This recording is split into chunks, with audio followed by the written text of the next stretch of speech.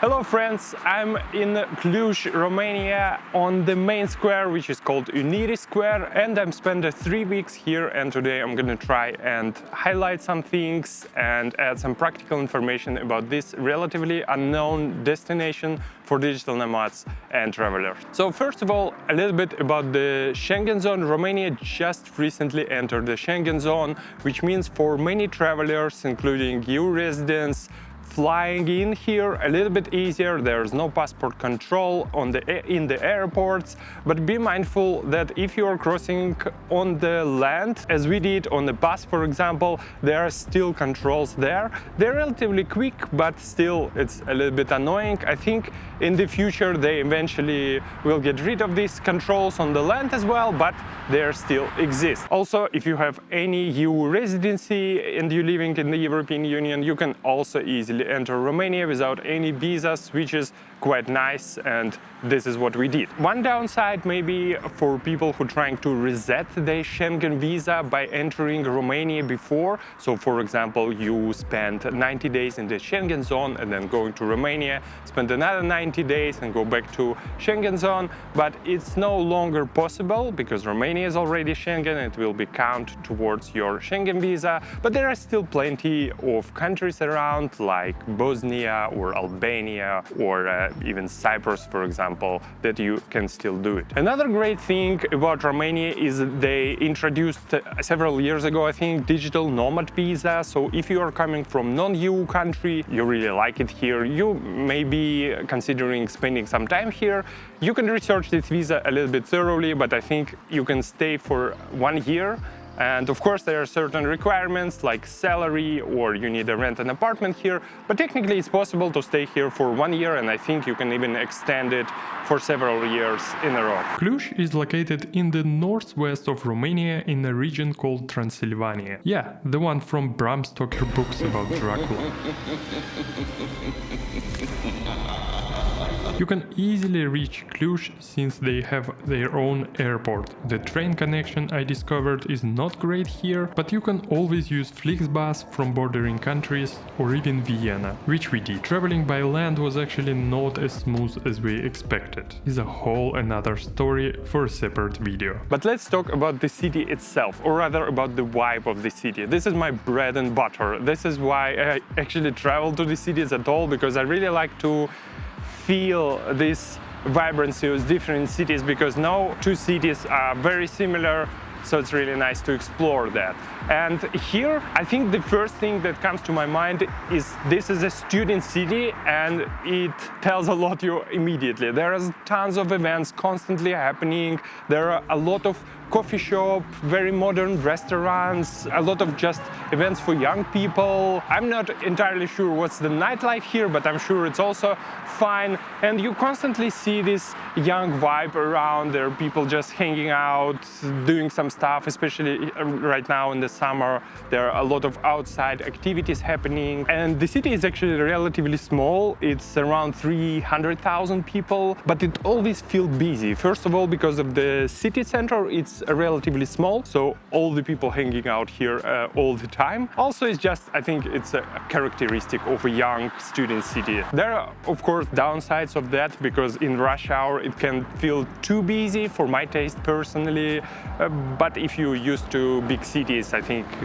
it should be fine. It's not that busy, it's not a really big town. The city hosts a multitude of events every weekend. One significant event is Transylvania International Film Festival, or TIFF, the largest film festival in Romania. We had a great time experience attending it, watching 3 films, and even had the opportunity to engage in a Q&A with one of the directors. On another weekend, the city held a sports event, offering a plethora of activities in different sport disciplines for both adults and kids. We even won a prize in the tennis section. The following day, there was a large LGBTQ parade with a march around the city. Another day Saturday was marked by a food truck festival accompanied by dancing and master classes. The city's eventful character is impressive, and I can't recall this many activities in any other city, particularly not a large one. We also visited the city's steampunk museum, which offered an amazing and unique experience. I highly recommend it if you're a fan of any sci-fi or fantasy genres. For those who prefer nature, Transylvania is known for its natural beauty. We took a tour around the region, which I'll highlight in my next video. Another amazing aspect is the number of restaurants, small coffee shops and bakeries. The relatively low cost of living makes it enjoyable to start each morning with a croissant from local bakery. It's a beautiful lifestyle. I highly recommend visiting the Panemar bakery chain throughout the city. We ate most of our breakfasts there. Here are also a few places I can recommend to visit. Etc. My absolutely favorite spot in the city with unique breakfast and brunch options. It reminds me of the best places in Bali. Il Forno, arguably the best Italian-style pizza in town. La Nustucin. Despite my uncertain pronunciation, this place serves delightful rolled pancakes with unique and unusual toppings. It's a great dessert spot. Roata, a perfect place to try local Romanian dishes. Don't forget to try the local dessert papanashi. It's superb. Let's talk about the cost of living here. To me, Romania is relatively cheap, but of course it depends on your perception. If you're coming from Southeast Asian countries like Vietnam or Malaysia, it's not comparable, of course. But for Europe, especially compared to the Netherlands, Romania is relatively cheap. For example, you can easily find the coffee in the coffee shop for €1, which is absolutely impossible to find in the Netherlands, and specialty coffee will cost you maybe €2. And lunch at the restaurant will cost you maybe €5–7 per meal. But also recently we went to kind of expensive restaurant, at least it felt this way, and meal cost there €10, even less than the average price in the Netherlands. In terms of groceries, it's really hard to tell. We always buy in bulk, we always buy in promotions in the Netherlands, so it's really hard to compare. It's still cheaper here, maybe not twice as cheaper than the Netherlands, but still a little bit cheaper. Also, they have a local markets here, at least right now in the summer, and there are tons of fruits and vegetables there which are really cheap. The only downside of the market is that you have to have cash, and we didn't even buy cash once here because cards are accepted absolutely everywhere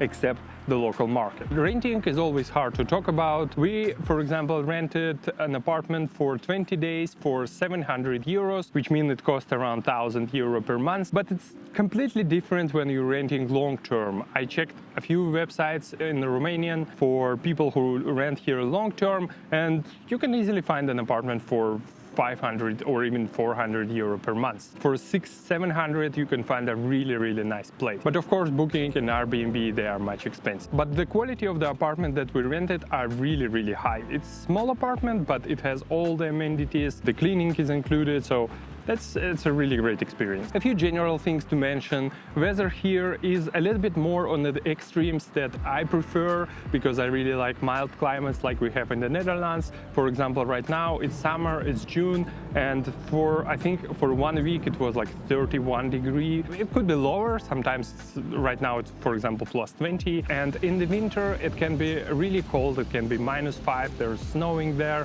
There are, of course, upsides to that. In Cluj, for example, it's not far from the mountains, so you can go skiing or snowboarding here, which is a really nice bonus if you're coming in winter. I might actually visit this city again in winter, and I might go to the mountains to check out skiing. Don't forget to subscribe to my channel to not miss the future information. Also, if you're coming here as a digital nomad, the internet is great everywhere. 5G works. Actually, for a couple of first weeks, was using 4G network, but if you use the manual selection of the networks and you select the Vodafone network, you will get a pretty good 5G, and also the internet at home. We had a huge speed.